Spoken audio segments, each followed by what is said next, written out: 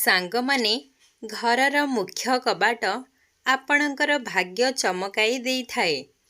କିନ୍ତୁ ଆପଣଙ୍କୁ ଛୋଟ ଛୋଟ ସହଜ ଉପାୟ କରିବାକୁ ପଡ଼ିବ। କାହିଁକି ନା ଏହି ଉପାୟକୁ ଆପଣାଇ ଲକ୍ଷ ଲକ୍ଷ ଲୋକ ଧନୀ ହୋଇଗଲେଣି। ଏହି ଉପାୟ ମଧ୍ୟରୁ ସବୁଠାରୁ ଖାସ୍ ଉପାୟ ହେଉଛି ଘରର ମୁଖ୍ୟ ଦ୍ୱାରରେ ପାଣି ଛିଞ୍ଚାଡ଼ିବା ଦ୍ୱାରା। ତା ସହିତ ଆମେ ଆପଣଙ୍କୁ ଆହୁରି ଅନ୍ୟ ଉପାୟ କହିବୁ, ଯାହାକୁ ମାତ୍ର 21 ଦିନ ପାଳନ କରିବା ଦ୍ୱାରା ଆପଣଙ୍କର ଆର୍ଥିକ ସ୍ଥିତିରେ ପରିବର୍ତ୍ତନ ଆସିଯିବ, ଯାହା କୌଣସି ଚମତ୍କାରଠୁ ବି କମ୍ ନୁହେଁ। ଘରର ମୁଖ୍ୟ ଦ୍ୱାରକୁ ଅନ୍ୟ ଦ୍ୱାର ତୁଳନାରେ ବଡ଼ ରଖିବା ଦରକାର। କାହିଁକି ନା ଏହା ନକାରାତ୍ମକ ଉର୍ଜାକୁ କମ୍ କରିଥାଏ।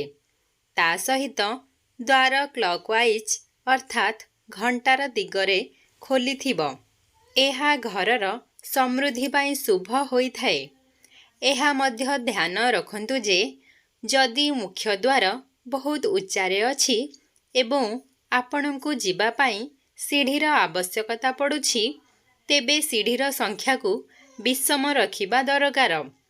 ସାଙ୍ଗମାନେ ଭିଡ଼ିଓକୁ ପୁରା ଦେଖନ୍ତୁ, କାହିଁକି ନା ଆମେ ଆପଣମାନଙ୍କୁ କିଛି ଗୁପ୍ତ ଉପାୟ କହିବାକୁ ଯାଉଛୁ, ଯାହାକୁ ପୁରା ଆସ୍ଥା ଓ ବିଶ୍ୱାସର ସହ କଲେ ଏହା ଫଳିତ ହୋଇଥାଏ।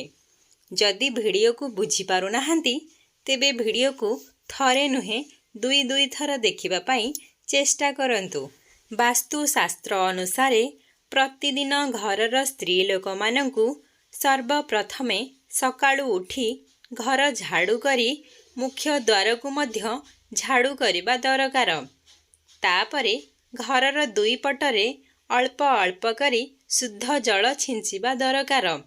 ଏହାପରେ ଘରର ସମସ୍ତ ଖିଡ଼ିକି ଓ କବାଟ ଖୋଲିବା ଦରକାର, ଯାହାଦ୍ୱାରା ଘରେ ସକାରାତ୍ମକ ଉର୍ଜା ପ୍ରବେଶ କରିପାରିବ, ଅର୍ଥାତ୍ ସବୁ ପ୍ରକାରର ନକାରାତ୍ମକତା ଦୂରେଇ ଯାଇଥାଏ। ଯେଉଁ ଘର ସବୁବେଳେ ଅନ୍ଧାର ରହିଥାଏ ବା ବାହାରର ପ୍ରକାଶ ଘରକୁ ପ୍ରବେଶ କରୁନଥାଏ, ସେଠାରେ ବିଭିନ୍ନ ପ୍ରକାରର ବାସ୍ତୁ ଦୋଷ ଉତ୍ପନ୍ନ ହୋଇଥାଏ। ଯଦି ଘରର ମୁଖ୍ୟ ଦ୍ୱାରରେ ତମ୍ବା ପାତ୍ରରେ ଜଳ ଛିଞ୍ଚାଯାଏ, ତେବେ ଏଥିରୁ ଅପ୍ରତ୍ୟାଶିତ ଲାଭ ଫଳ ମିଳିଥାଏ। ମାତା ଲକ୍ଷ୍ମୀଙ୍କର କୃପା ରହିଥାଏ। ତା ସହିତ ଘରର ସଦସ୍ୟ ମଧ୍ୟ ସୁସ୍ଥ ରହିଥାନ୍ତି, କାହିଁକି ନା ତମ୍ବାକୁ ପବିତ୍ର ବୋଲି ମନାଯାଇଥାଏ ଏବଂ ବୈଜ୍ଞାନିକ ରୂପରେ ବି ଏହାର ବହୁତ ମହତ୍ତ୍ୱ ରହିଛି। ଡାକ୍ତର ଏବଂ ବୈଦ୍ୟମାନେ ମଧ୍ୟ ରାତିରେ ତମ୍ବା ପାତ୍ରରେ ପାଣି ରଖି ସକାଳେ ପିଇବା ପାଇଁ ନିର୍ଦ୍ଦେଶ ଦିଅନ୍ତି। ଏହାର କାରଣ ସ୍ୱାସ୍ଥ୍ୟ ଉପରେ ସିଧା ପ୍ରଭାବ ପଡ଼ିଥାଏ।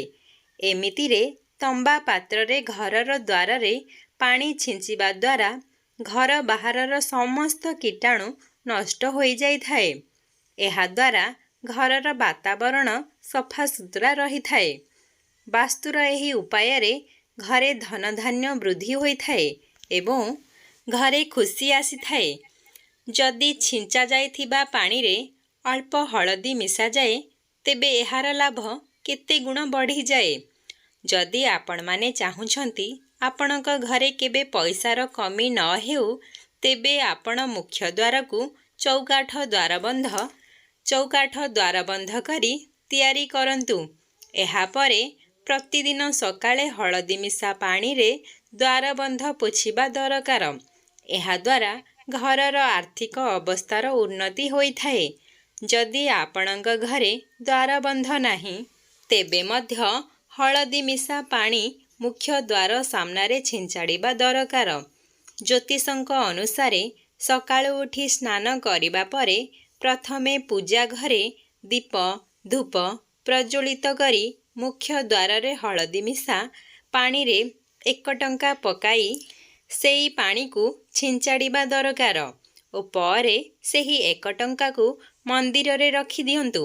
ଦେଖିବେ କେବେ ହେଲେ ଘରେ ପଇସାର କମି ହେବ ନାହିଁ। ଜ୍ୟୋତିଷ ଶାସ୍ତ୍ର ଅନୁସାରେ ଘରର ମୁଖ୍ୟ ଦ୍ୱାର ଘରର କେନ୍ଦ୍ରବିନ୍ଦୁ ହୋଇଥାଏ। ପ୍ରତିଦିନ ହଳଦୀ ମିଶା ପାଣି ମୁଖ୍ୟ ଦ୍ୱାରରେ ଛିଞ୍ଚାଡ଼ିବା ଦ୍ୱାରା ଘରର ବାସ୍ତୁ ଏବଂ ଗ୍ରହ ଦୋଷ ଦୂର ହୋଇଥାଏ। ଘରର ମୁଖ୍ୟ ଦ୍ୱାରର ବାହାରେ ପାଣି ଛିଞ୍ଚାଡ଼ିବା ସମୟରେ ସପ୍ତାହରେ ଗୋଟିଏ ଥର ଲୁଣ ମିଶା ଜଳ ଛିଞ୍ଚାଡ଼ିବା ମଧ୍ୟ ଅତ୍ୟନ୍ତ ଆବଶ୍ୟକ ହୋଇଥାଏ। ଲୁଣ ନକାରାତ୍ମକତାକୁ ଦୂର କରିଥାଏ। ଧାର୍ମିକ ଓ ବୈଜ୍ଞାନିକ କଥା ଅନୁସାରେ ସପ୍ତାହରେ ଗୋଟିଏ ଥର ଲୁଣ ମିଶା ପାଣି ଛିଞ୍ଚାଡ଼ିବା ଦ୍ୱାରା ଘର ସାମ୍ନାରେ କିମ୍ବା ଆଖପାଖରେ ବଢ଼ୁଥିବା ପରଜୀବୀଙ୍କର ବିନାଶ ହୋଇଥାଏ। ପୁରୁଣା ସମୟରେ ମଧ୍ୟ ଘରର ଅଗଣାକୁ ପୂରାପୂରି ସଫା କରିବାର ପ୍ରଚଳନ ଥିଲା। ଆଜିକାଲିର ଲୋକ ପ୍ଲଟରେ ରହୁଛନ୍ତି, ଯେଉଁଠି ଅଗଣା ନଥାଏ, କିନ୍ତୁ ତଥାପି ଘରର ମୁଖ୍ୟ କବାଟ ସାମ୍ନାରେ ଲୁଣ ମିଶା ଜଳରେ ଧୋଇବା କିମ୍ବା ପୋଛା ଲଗାଇବା ଦ୍ୱାରା ରୋଗ, ଦୋଷ, ଶୋକ ଓ ନକାରାତ୍ମକ ଊର୍ଜା ଘର ଭିତରକୁ ପ୍ରବେଶ କରିପାରେ ନାହିଁ। ଏବେ ଆମେ ଆପଣମାନଙ୍କୁ ଘରର ମୁଖ୍ୟ ଦ୍ୱାର ସମ୍ବନ୍ଧୀୟ ଏମିତି ଉପାୟ ବିଷୟରେ କହିବୁ। ବିଶ୍ୱାସ କରନ୍ତୁ, ଆପଣ ଯଦି ଏହାକୁ ନିୟମାନୁସାରେ ପାଳନ କରିବେ, ତେବେ ପଇସା ଗଣି ଗଣି ଥକିଯିବେ। ପାଣି ସମ୍ବନ୍ଧୀୟ ଏହି ଉପାୟ ବହୁତ କାର୍ଯ୍ୟକାରୀ ଓ ଚମତ୍କାରୀ ଉପାୟ ହେଉଛି କଳସ। ବାସ୍ତୁଶାସ୍ତ୍ର ଅନୁସାରେ କଳସର ସମ୍ବନ୍ଧ ସମ୍ପୂର୍ଣ୍ଣତା ଓ ଐଶ୍ୱର୍ଯ୍ୟ ସହିତ ଜଡ଼ିତ ହୋଇଥାଏ, ଯାହା ଜୀବନରେ ସମସ୍ତ ପ୍ରକାରର ଭୋଗ ଏବଂ ବିଳାସ ପ୍ରଦାନ କରିବା ପାଇଁ ହୋଇଥାଏ। ଏହା ଶୁକ୍ର ଏବଂ ଚନ୍ଦ୍ରର ପ୍ରତୀକ ହୋଇଥାଏ। କଳସର ସ୍ଥାପନା ମୁଖ୍ୟତଃ ଦୁଇଟି ସ୍ଥାନରେ କରାଯାଇଥାଏ। ପ୍ରଥମ ମୁଖ୍ୟ ଦ୍ୱାରରେ ଓ ଦ୍ୱିତୀୟ ହେଉଛି ପୂଜା ସ୍ଥାନରେ। ଏହି ଉପାୟକୁ କରିବା ପାଇଁ ପ୍ରବେଶ ଦ୍ୱାର ପାଖରେ ପାଣି ଭର୍ତ୍ତି କଳସ ରଖିବା ଦରକାର। ମୁଖ୍ୟ ଦ୍ୱାର ପାଖରେ ରଖୁଥିବା କଳସର ମୁହଁ ଚଉଡ଼ା ଓ ଖୋଲା ରହିଥିବା ଦରକାର। ତା ସହିତ ଏଥିରେ ପର୍ଯ୍ୟାପ୍ତ ମାତ୍ରାରେ ପାଣି ଭର୍ତ୍ତି କରି ରଖିବା ମଧ୍ୟ ଦରକାର। ହେଇପାରିବ ଯଦି ତାଜା ଫୁଲର କିଛି ପାଖୁଡ଼ା ମଧ୍ୟ ଏଥିରେ ପକାଇବା ଦରକାର। ମୁଖ୍ୟ ଦ୍ୱାର ପାଖରେ ପାଣି ଭର୍ତ୍ତି କଳସ ରଖିବା ଦ୍ୱାରା ଘରେ ଆର୍ଥିକ ସମ୍ପୂର୍ଣ୍ଣତା ଆସିଥାଏ। ତା ସହିତ ଘରେ ନକାରାତ୍ମକ ଊର୍ଜା ପ୍ରବେଶ କରିପାରେ ନାହିଁ। ଏହାଦ୍ୱାରା ଘରେ ସକାରାତ୍ମକତା ଓ ଖୁସି ଆସିଥାଏ।